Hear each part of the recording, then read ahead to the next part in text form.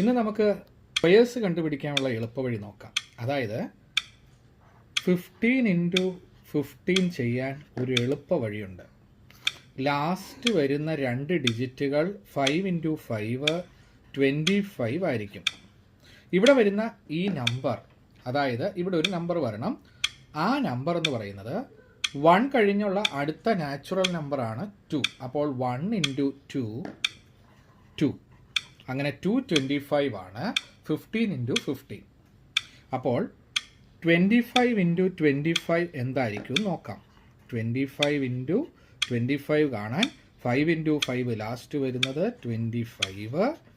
2 കഴിഞ്ഞ് അടുത്ത നാച്ചുറൽ നമ്പറാണ് 3. അപ്പോൾ 2 ഇൻറ്റു 3 6. ആൻസർ 625 ആണ്. അങ്ങനെയെങ്കിൽ 35 ഇൻറ്റു 35 എന്താണെന്ന് നോക്കാം. 35 ഇൻറ്റു 35 എന്നത് നോക്കുക, ലാസ്റ്റ് വരുന്നത് 25. അപ്പോൾ ഇവിടെ വരുന്ന നമ്പർ എന്താണെന്ന് വെച്ചാൽ ഈ 3 ഇൻറ്റു 4, കാരണം 3 കഴിഞ്ഞ് അടുത്ത നാച്ചുറൽ നമ്പർ 4 ആണ്. അപ്പോൾ 3 ഇൻറ്റു 4 12. 1225 ആണ് 35 ഇൻറ്റു 35. അപ്പോൾ അടുത്തത് 45 ഇൻറ്റു 45 എന്തായിരിക്കും. 45 ഇൻറ്റു 45 എന്നത് ലാസ്റ്റ് 25 വരും. അടുത്തത് നിങ്ങൾക്ക് തന്നെ പറയാം.